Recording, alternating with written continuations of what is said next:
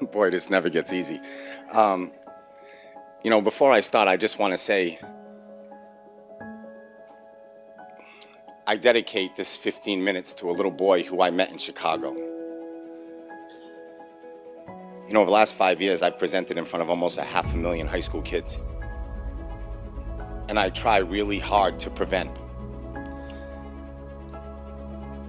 And 8 weeks ago, there was a little girl in the front row with a hooded sweatshirt on crying while I was speaking.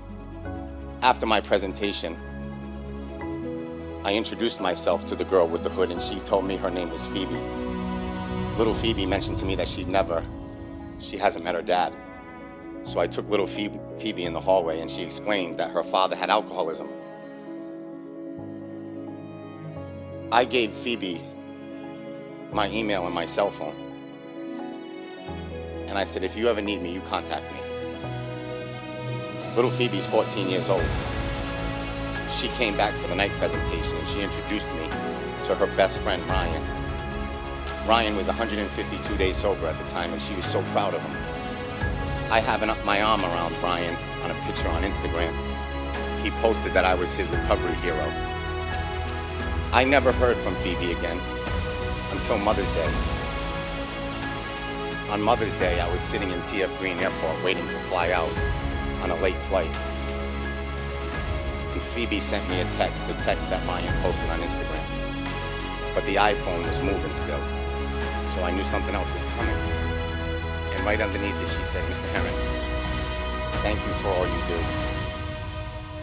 But we found Ryan hanging from a tree in our local park today.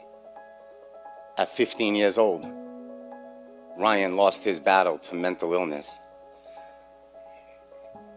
I feel personally connected to Ryan because I wish I could have done more. Over the last 5 years,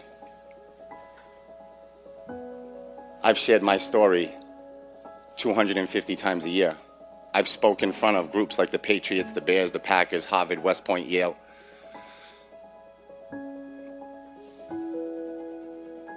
But sometimes the story isn't enough. On June 4th, 2008, you could find me on a street corner in Fall River on a day just like this. On June 4th, 2008, I was 32 years old. I was in the fight of my life. I was battling my addiction. At 32 years old, I was a father of 2 beautiful children and a wife who was 8 months pregnant. And on June 4th, 2008, I got a phone call from a kid I went to high school with who said, Chris, if you come down to Fall River, I'm gonna throw you 4 bags of heroin for free. So I jumped in my car, I drove, I parked on a side street, he threw them through my window. At 32 years old, I shot my heroin. And at 32 years old, I felt the overdose coming. This will be my 4th. And I said, there's no way I'm gonna die on this side street from 4 bags of heroin. So I started driving. I don't remember, I was found 2 miles away, crashed into a cemetery fence. The cemetery that Lizzie Borden was buried in. The cemetery that I grew up 2 blocks away from. 20 minutes later, I woke up in the hospital in handcuffs, and I was told that I was just brought back to life. 20 minutes later, I was being discharged by the doctor, the medical staff, and handed back to law enforcement. As I'm walking out of that hospital in handcuffs, the police officer said, Christopher, you've had a tough enough day. I'm gonna uncuff you and I'm gonna summons you. Promise me you'll check into a treatment center. I said, absolutely. He took my handcuffs off, he handed me my summons, and at 32 years old in Fall River, Massachusetts, on a day just like this, I was walking out of that hospital and I said to myself, if I'm gonna do one thing right with my life, I'm gonna walk to my friend's house, I'm gonna grab his gun, I'm gonna stick it in my mouth, and I'm gonna blow my head off. Today I will kill myself. Today I will finally end this nightmare. Not for me, for my poor family. And as I'm walking out of that hospital thinking about suicide, I hear this nurse yelling my name, asking me to come back.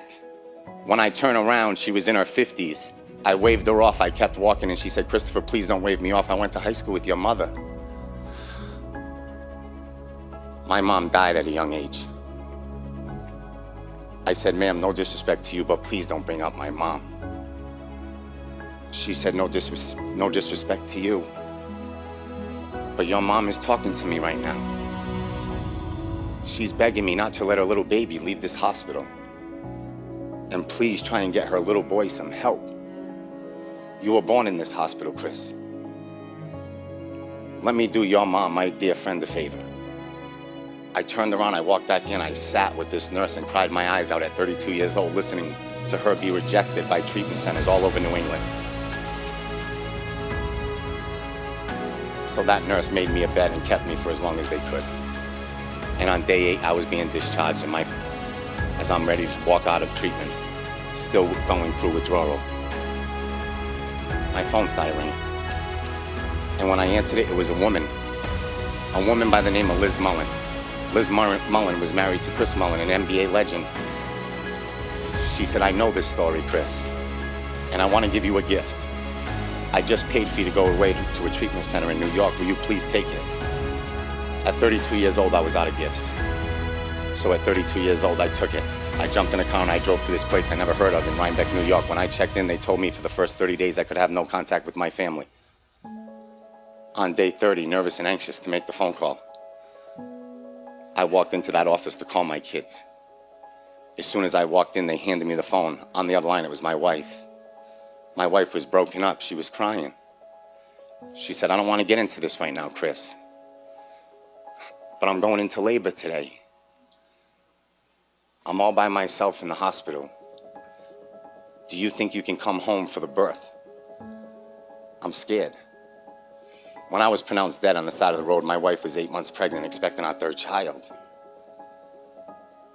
I looked at my counselor and I said, can I go home? He said, bad idea.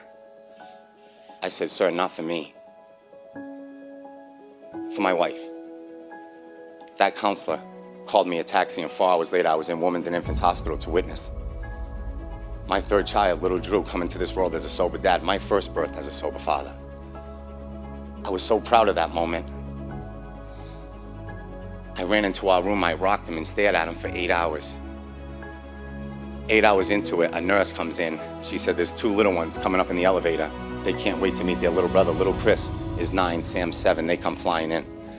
Little Chris sits down on the side of me. He looks up at me and he says, Dad, do you think I can hold him? I wrapped little Drew up tightly and I placed him in his arms. I walked up to my wife, I gave her a kiss, and I said, I've been in this room for 8 hours.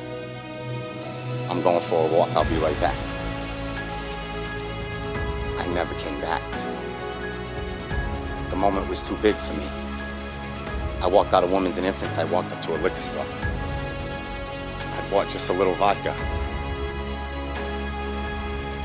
By the time I got back to the hospital, I finished the bottle of vodka. I called my drug dealer, he picked me up and I was gone. Just 30 days earlier, I was pronounced dead on the side of the road. 30 days later, I'm back on the streets. The next morning, when I walked into Women's and Infants Hospital, my wife was sitting up in bed crying with the kids. She said, Chris, I can't tell you how many times you broke my heart, but this is the last time I let you break theirs. I called the police, they're on their way. If you stay, you're gonna get arrested. I don't want our kids to see you in handcuffs. Say your goodbye, because you're never coming back. At 32 years old, I got down on my knee, I looked into my children's eyes and I said I was sorry. That was the first sorry that I knew meant nothing to them. At 32 years old, I turned my back on my family and I walked out of Women's and Infants Hospital knowing I had failed at everything in life. But at 32 years old, I knew there was only one place that would take me. So I jumped back in the car and I drove to that treatment center in New York. When I checked in, the counselor who told me it was a bad idea to go home, he said, Mr. Basketball, I just got off the phone with your wife. I heard about your home visit. Come in my office. I said, if you heard about my home visit, I lost my family. He laughed in my face. He said, lost your family? Of course you did, Chris. That's what alcoholism and addiction does to families.